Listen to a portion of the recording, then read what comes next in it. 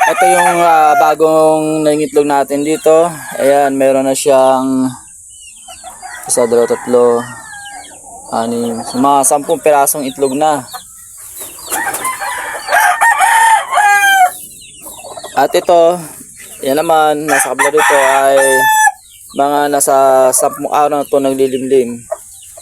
Ito na sa baba, malapit na ito mapisa, siguro mga 5 days na lang pati ito. Itong itlog na to ay isa lang yan, masyadong marami lang kaya inahati natin sa kanila. At itong sa baba natin,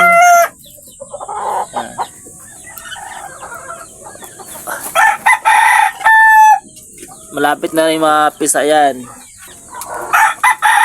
At ito, 5 piraso na, ito yung itlog dun sa kasama natin sa trabaho na pinadala dito sa atin. Yan, meron na siyang 5 pirasong itlog. Ito na yung ating mga bulik. Puro lalaki ito mga lods.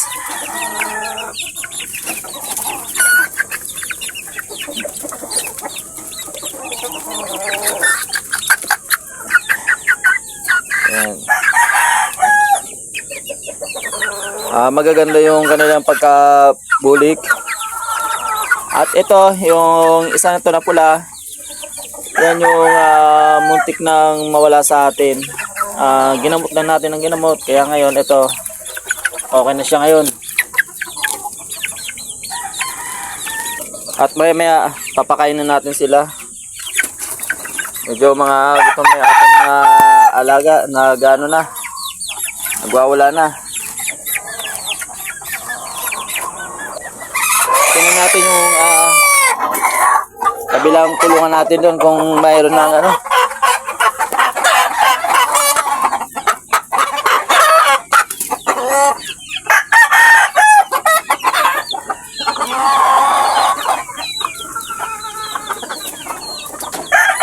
Ito yung ating stag, tinali na natin dito kasi nga hindi na siya kaya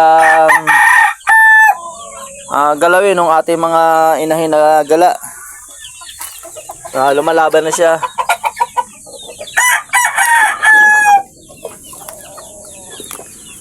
Ayun, wala pa tayo nakikitang itlog ulit nitong isa. Kaya wala tayo ngayon makaharvest dito.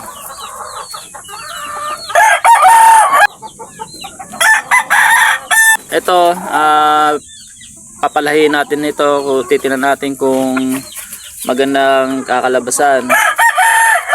Good size din siya, bandirahan. 3 beses na pumasa sa exam.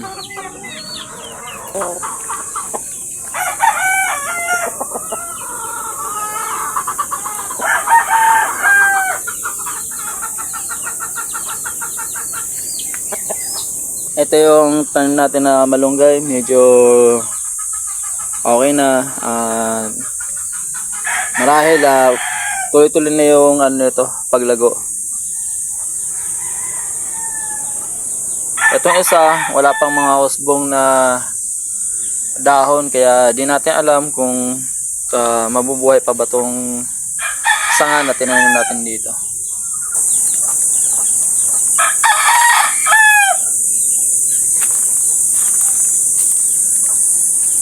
At ito yung ginagawa natin na pantanim. Ito yung mga kamatis. Diyan natin nilagay sa planggana. Then pag malaki na siya, ililipat natin sa lupa. Isa sa pinaka paborito ko, linyada. Yan yung ating bulik na binapilyo. Binibigyan natin siya ngayon ng gamot kasi nagkaroon siya ng sipon dahil sa pabago-bago nung panahon, init ulan. Yan, kahit hindi sila naaarawan, basta